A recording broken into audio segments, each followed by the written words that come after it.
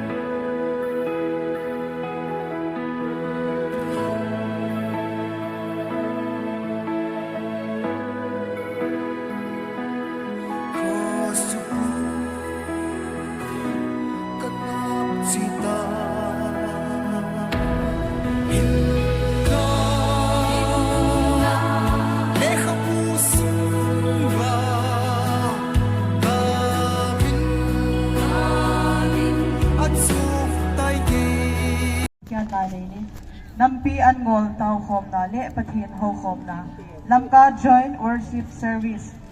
Team. Behold how good and how pleasant it for brethren to dwell together in unity. Psalm number 133 verse 1. Date 3rd September 2023, Sunday 7:30 a.m. to 11 a.m. Venue Amon Peace Ground, Tuibo. Detailed Program moderator, Reverend T.H. Kualavaite and Miss Lily Kim Simte. Praise and Worship, Joint Artists Association, Lamka. Invocation Prayer, Reverend Dr. Hampi Manlun, Senior Executive, Joint Presbyterian Church, Synod. Welcome Speech, Reverend Dr. M. Tangkose Haukip, Chairman KCLF. Special Number, Center Choir, Evangelical Baptist Convention. Message, Reverend Lansandam Songate, Mar Christian Leaders Forum. Speech from Survival, Reverend Pangsang Lura, Secretary, Senior Tuichapai Presbyterian. Speech from Philanthropic Organization, Bu Laldon Bharti, Convener Joint Philanthropic Organization. Special Number, Center Choir, Evangelical Churches Association. Speech from Frontliner, Golhang Ginjamang, Misao. Offertory Prayer, Reverend Dr. Robert H. Vaipe, Mission Director, Evangelical Organization Church. Mass Prayer for the healing of our community. Reverend Kamko Tintang Maisil, Churachandpur Christian Good Council. Special Number, Blessed Choir, Lamka. Mass Prayer, Separate Administration. Reverend N. Pao Sianlal, Executive Secretary, Jean Baptist Association. Vote of Thanks, Reverend Dr.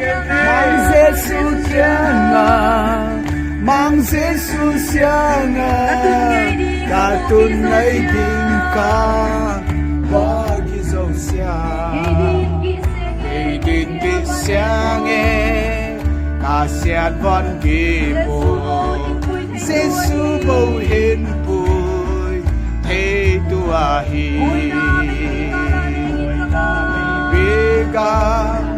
Nalengin Kama Undang Pagkapo Gedot Siyangin Boy na Zau Siyana happy na gamma abe ding kahon dampa siya nga Mang Jesus siya nga agi su to yung namili pa ki ho chen hom pi ho bang ho na ba agi lu to jo yo ai pa ni cha cha ai nung gia long patia nei ngai Kesilef president no ama sa tain Tuni ni ku nampian ngol Taokhomna le patin Taokhomna Lamka join worship service a hung koma ta san cha te hazo si patin mi te hazo si ipakayo Jesu Krista min la amin sunung pinin na bon chawin lim na la salam kan ti ne he salam Why hum tangen ki siap na tu ke hoti le nam ma ka mu a hon de tu bo hon mo yang ni no mo no pa hon kam sa ki ma na pat hon de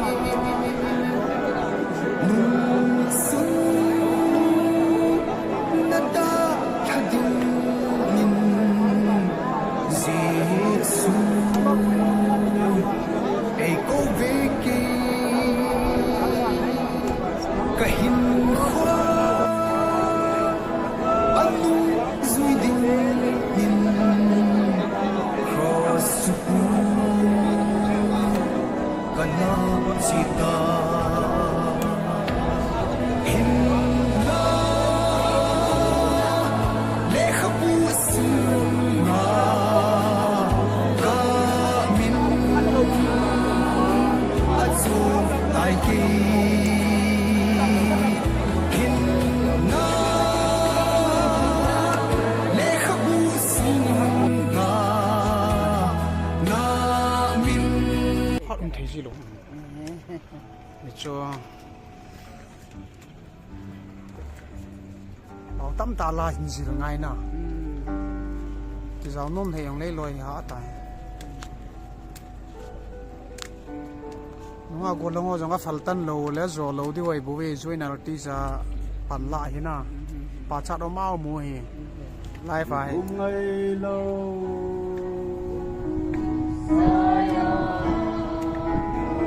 Hai sin kamau kakaksun ni tinin ai zin kamau kakap sun ni tin din Walau pi sililengul hat sa te lâu pi su lin leng un la sa te Kay dia zong monong na juga macun kay dia zong mu nu na chu ga ma chu Kangay tabi ai ta ke kanai ta ke Amun lau pi hoy na daw si sangi amun lau pi ai na zau si sangi Yung si pa lang Krista mel ni umchu Yung si pa lan Krista mel de chu Mugamong kalung kapan na dingin kanong kalung kamban na di Ahoy na si lolo kang chu si zolo kam chu Isanin ahong tay sa len na gam isanin na hong tai zalen na gam Kahagam chu ang mong sa honin lang kong na gau chu gam dum chu hodin na se kam hi chu kete dinga Kangay tabi kanai tabe kanai tabe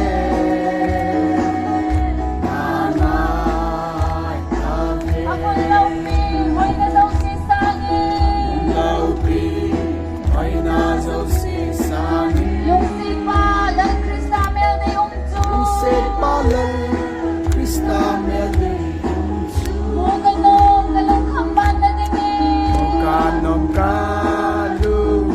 kamban di Yung may handang dilim kagi pai Ichut na diyan ang joy mo. ah Siguro ano ko joy daw kitingin ang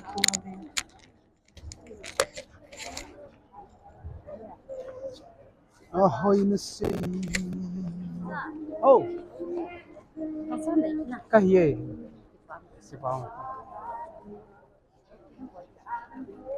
biang kabol ji he ah wow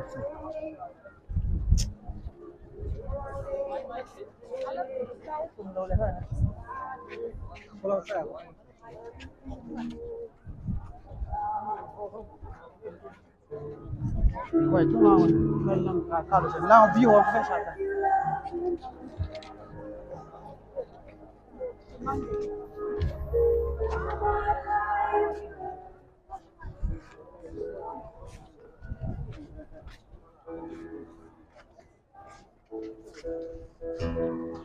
Tapi di sana apa nak?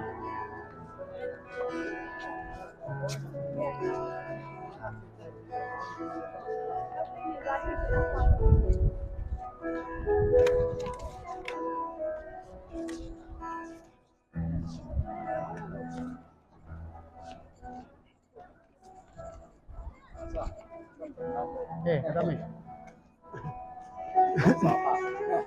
Không hiểu. Nghe nó mà sao?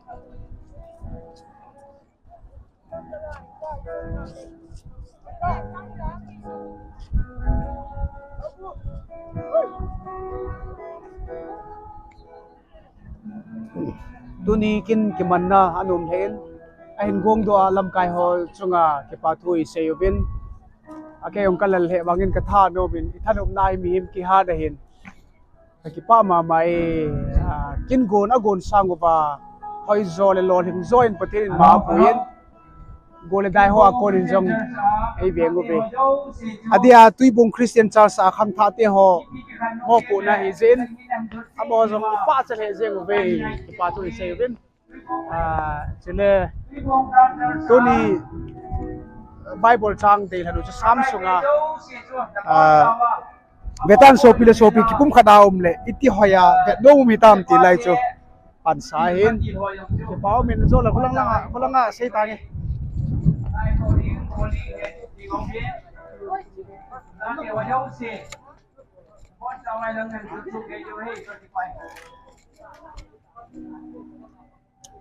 mi tam lai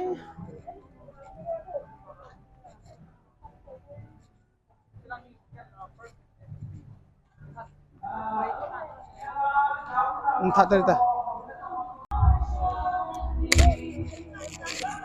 là con tham gia có chi tiết thì cái gì mà chỉ ra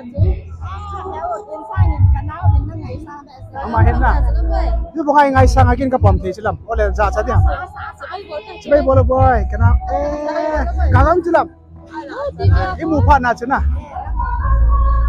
nó là sáng cổ lên à ok mù miền so phải cái nào năm puluh cái vật chứ na ole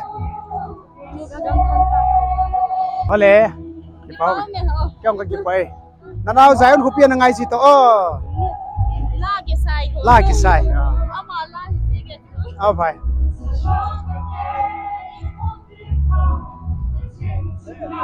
ôi đây bao ai vậy ai trả lời là sang phái có mình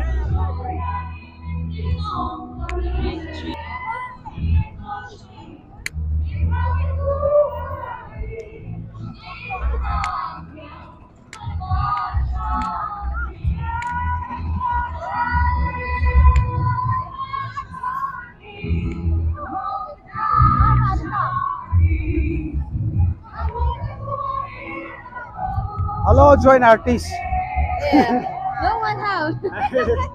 ni honi oi mon tin ba nang le yaw lo ta a mon nung ki sui zo lo mi mon pha sia la be do ei ki boina i zo hi ve ta chu e ngom mon ki zo lo e ngap ta lo a je ba nunga fel ta go lang fel ta lo chu na hai a bai dim ki pau me no be na do amon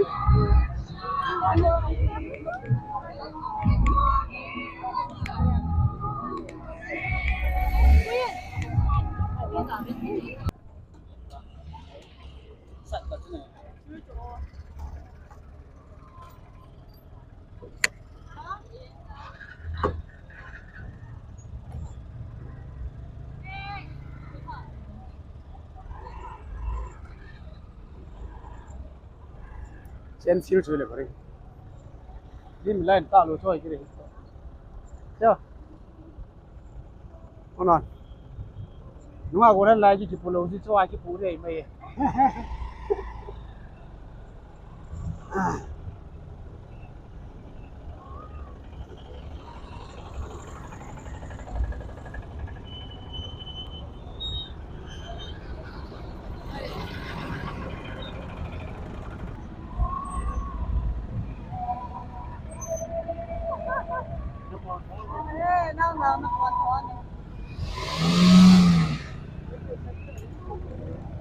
Ino male istazanin eitsukha Taokhomna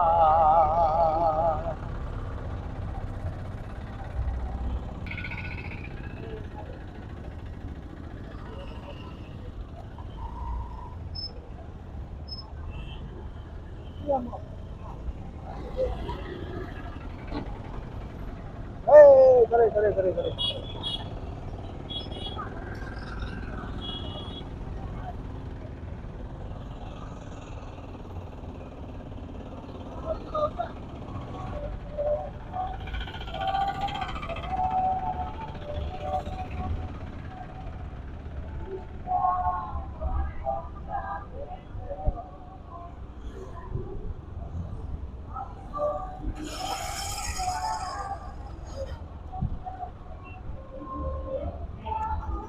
cái còn non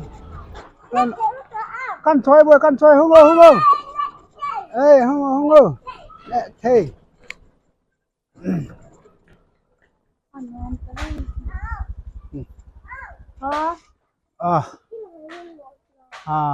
kim này hồi là kim này hồi bạn nu hồi là kim này bạn nu hồi là không nó pom nó tiền là wang nấu nấu tiêu câu thì chết tao boy cái gì long không đừng nó in cọp được rồi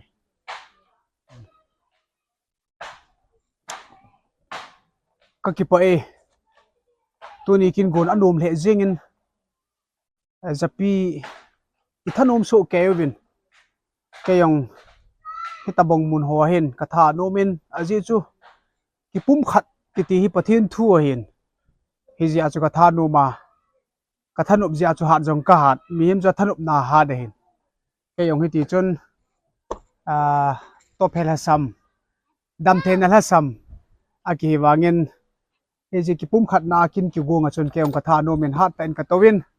num ka sal he in chule hi chi thu ka se jing lai hin loi le pai te ho lung se te in kin gon i zaw no ho ba hin aki chai ma sanga pot do ti ho jonga hoi pui na vet ding in ato na lai ho ding chun imi thal pi le ni ki kap no moi abana ani na chun mi hem ni kho sai le in sona phone ni yo hi na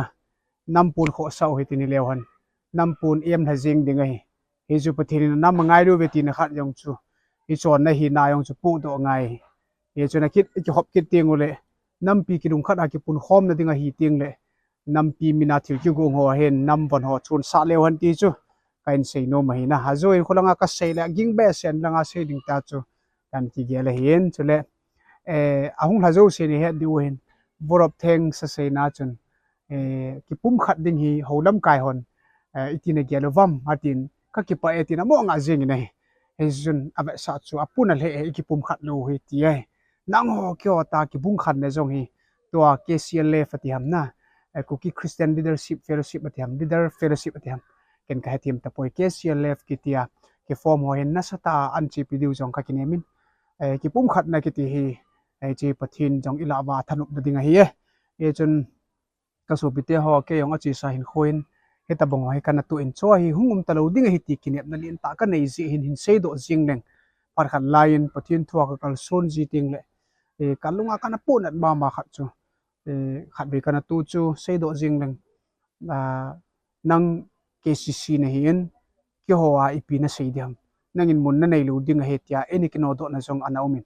hi ti hin i ho la hin na ho ki ho ta ki bung khan na ji hin ken jong gan the na tam ta kana thu ina hi heti ho hi talo ding heti yung ita sanavin ikine movie nei aji chu cho chu ki bung khan na hin ki bung khan na lengam chu ki subei wa ding ai ye jun ki pum khat na ichi pi diu ti dei sa nan jong til khona ka hin nei nomin ka ki pa